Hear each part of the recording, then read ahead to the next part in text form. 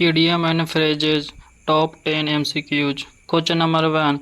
Choose the correct meaning of idiom. Hit the nail on the head. इसका correct answer होगा option A, to be absolutely correct, यानी कि सही होना, पूरी तरह से सही होना। Hit the nail on the head, इसका अर्थ है ना कि यानी कि जो भी गेस किए हो ना वो बिल्कुल एकदम पूरी तरह से सही है, इसलिए करेक्ट आंसर होगा option A, to be absolutely correct. Option B है टू हर्ट समवन, यानी कि किसी को नुकसान पहुंचाना। ऑप्शन सी है टू मेक ए मिस्टेक, यानी कि गलती करना। ऑप्शन डी है to start a new task, यानी कि नया काम को शुरुआत करना। क्वेश्चन नंबर 2 है idiom meaning of beat around the bush.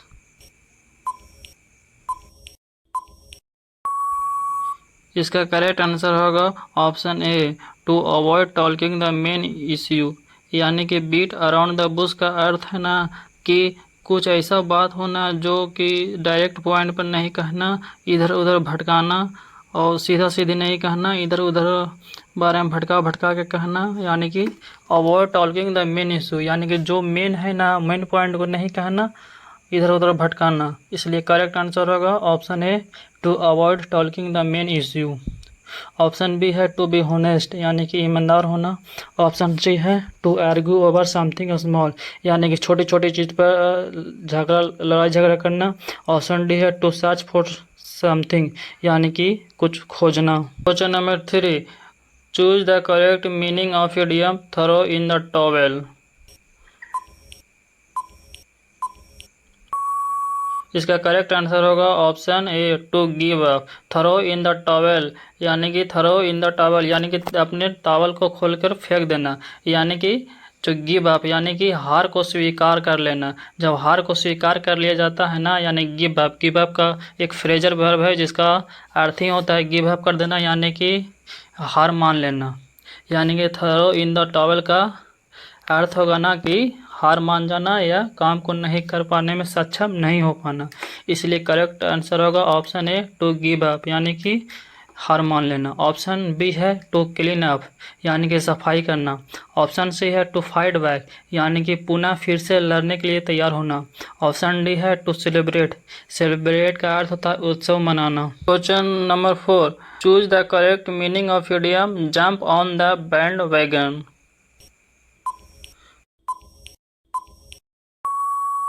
इसका करेक्ट आंसर होगा option A, to join other in doing something popular. Jump on the bad wagon का अर्थ होता है ना कि ऐसा काम को ज्वाइन कर लेना जो बहुत पॉपुलर है, यानी कि जो पॉपुलर है ना उसी को ज्वाइन कर लेना, और वही जो काम पहले से कोई दूसरा व्यक्ति कर रहा है ना उसी को काम शुरू कर लेना। इसका करेक्ट आंसर होगा option A, to join other in doing something popular.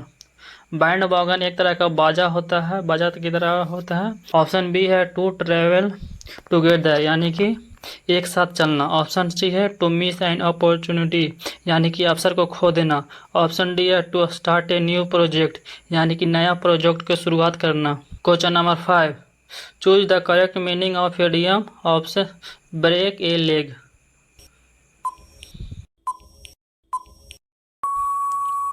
इसका करेक्ट आंसर होगा option A, to wish someone good luck. Break a leg, इसका इडियम का ही अर्थ होता है ना कि किसी को विश करना कि गुड, किसी को मनोकामना करना कि उसका अच्छा हो, यानी कि समवन गुड लक, अच्छाई के बारे में उसको बोलना, भगवान से दुआ करना। ऑप्शन बी है to literally break a leg, यानी कि लिटरली ब्रेक ए लेग यानी कि पैर को तोड़ देना, ये नहीं हो सकता है। ऑप्शन सी है टू क्रिटिसाइज समवन, यानी कि किसी को आलोचना करना। ऑप्शन डी है टू कॉज ट्रबल, यानी कि ट्रबल मीन्स होता है प्रॉब्लम या समस्या, यानी कॉज ट्रबल यानी कि नया प्रॉब्लम को उत्पन्न करना, ये भी नहीं होगा। करेक्ट आंसर होगा option A, to wish someone good luck. Question number 6, choose the correct meaning of idiom go to the extra mile.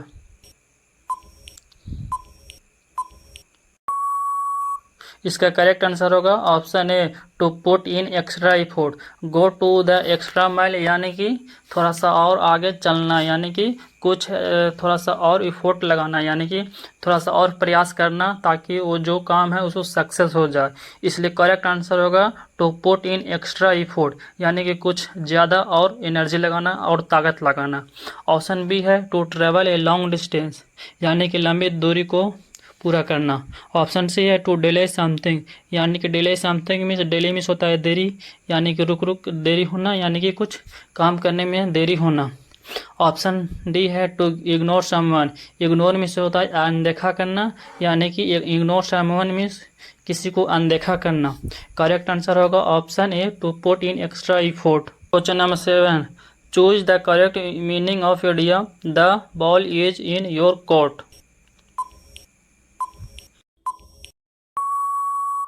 इसका करेक्ट आंसर होगा option A it is your decision now, यानी कि the ball is in your court का अर्थ है ना कि जो भी है ना कि डिसीजन आपके हाथ में है, यानी कि आप खुद निर्णय ले कि आप क्या आगे कर सकते हैं, यानी कि it is your decision now, यानी the ball is your court, यानी कि डिसीजन तुम्हारे फेवर में है, यानी कि आप जो डिसीजन लोगे वही आगे प्रोसीड होगा। इसलिए इसका करेक्ट आंसर होगा option A to it is your decision now. Option B है टू प्ले ए गेम, यानी कि गेम को खेलना। ऑप्शन सी है टू आर्ग्यू विथ समवन, यानी कि किसी से बहस करना। ऑप्शन डी है to take control of a situation, यानी कि सिचुएशन को अपने आप में हाथ में लेना या कंट्रोल में लेना। करेक्ट आंसर होगा option A it is your decision now. Question number 8, choose the correct meaning of idiom a dime a डोजेन।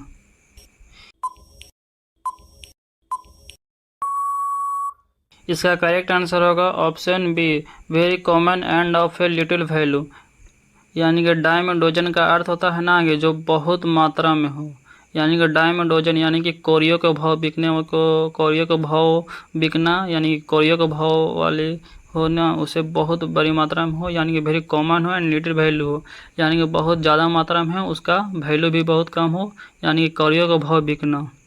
Option A है rare and valuable, rare means होता है बहुत दुर्लभ होना या बहुत वैल्यूएबल बहुत महंगा होना, ये नहीं होगा। ऑप्शन सी है एक्सट्रीमली एक्सपेंसिव, यानी कि बहुत महंगा होना। ऑप्शन डी है डिफ़िकल्ट टू फाइंड, यानी कि उसको पाने में बहुत कठिनाइयाँ हो, ये भी नहीं होगा। इसका करेक्ट आंसर होगा option B very common and a little value. Question number 9, choose the correct meaning of idiom on cloud 9।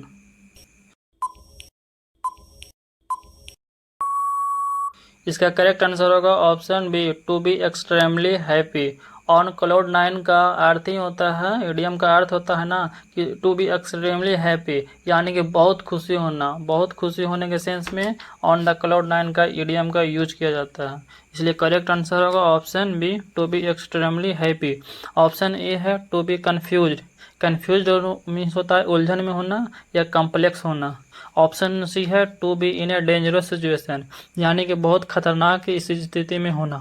Option D है to have an realistic expectation, यानी कि ऐसा एक्सपेक्टेशन करना, ऐसा विश्वास करना ना जो कभी भी रियल ना हो। इसलिए करेक्ट आंसर होगा option B to be extremely happy. Question number 10, choose the correct meaning of idiom bury the हेड चेक।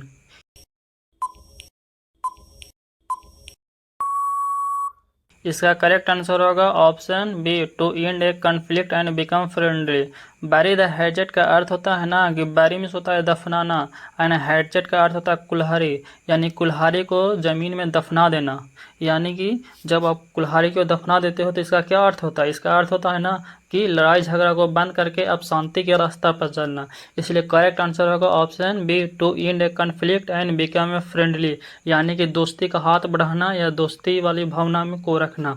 ऑप्शन ए है टू हाइड समथिंग, इसका अर्थ होता है कि यहाँ छुपाना किसी को। ऑप्शन सी है टू स्टार्ट ए वार, यानी कि लड़ाई को शुरू करना, ये नहीं हो सकता है।